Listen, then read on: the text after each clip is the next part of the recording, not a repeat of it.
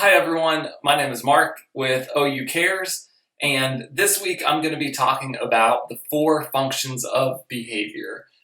This can be said for any behavior, whether it is us or our kids, whether you're neurotypical or you may have special needs, it doesn't matter.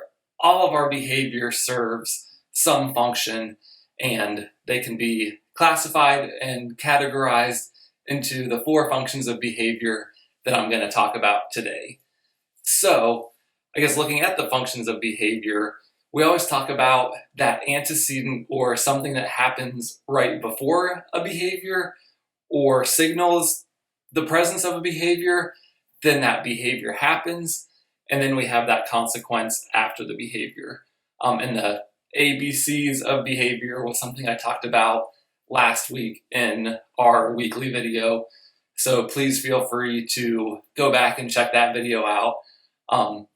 But now moving forward with those 4 functions of behavior, the first function that we're going to talk about is sensory. So for this week's video, I'm going to use the example of clapping hands as my example for all 4 functions, and you can see how the same behavior can serve all 4 functions. So it might look the same, but could have very different reasons why it's happening.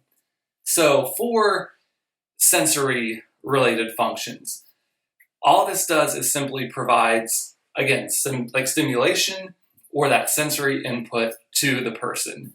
So if I'm looking at clapping hands, again, there's nobody else that is giving me that reinforcement. There's no one else around making me clap my hands. I simply do it because it feels good. Maybe I like the way that it sounds, or maybe I like the way that it feels.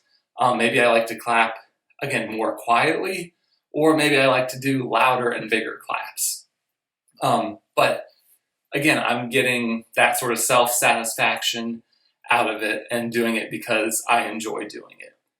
The next function of behavior is escape, or it could be also avoidance. So escape looks at removing undesired items or activities, or avoids going to undesired items or places or activities altogether. This could be because maybe a certain task or place is aversive, or maybe something is too easy, maybe something's too hard, or it's too boring. Could be a variety of reasons that we want to avoid or escape a particular item or task or place. So if you say, okay, Mark, it's time to brush your teeth, and I start clapping, I can't brush my teeth if I'm clapping my hands. So I'm getting out of brushing my teeth. Or if it's, okay, Mark, it's time to do your worksheet, and I just start clapping, again, I can't do my worksheet if I'm clapping my hands, so I'm avoiding doing that worksheet or escaping it altogether. Because as long as I'm clapping my hands, I can't hold a pencil and write my name or do my worksheet or do my task that I have to do here. So escape is that second function. The third function I'm going to talk about is attention. So this provides attention to the person, again, whether it's positive attention or negative attention, it doesn't matter. They're still receiving attention. So we could be sitting in a quiet room and I start clapping my hands and you tell me like, shh, Mark, stop. There I'm getting some negative attention. Or something great could happen and I could start clapping my hands, and then other people start clapping their hands, or I get some thumbs up and I get some positive attention for clapping my hands. It doesn't matter whether it's positive attention or negative attention, I'm still getting that attention. And again, it could be like verbal attention, but it could also be looks, or it could also be people moving certain things, or coming closer to me to maybe trying to get me to stop clapping, or moving away from me because they don't like the sound of the clap. Those are all forms of attention that I could be receiving for clapping my hands. The fourth function of behavior that I'm going to talk about today is access to tangibles or an activity. So this just provides, again, access to a certain item or activity based on my clapping hands. So maybe every time I clap my hands, you bring me my water bottle. Or every time I clap my hands, you bring me my cell phone.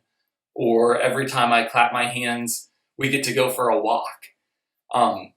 Again, that behavior serves the purpose of getting me things. I wish it was that easy sometimes, right? If I only had to clap my hands and people started bringing these things.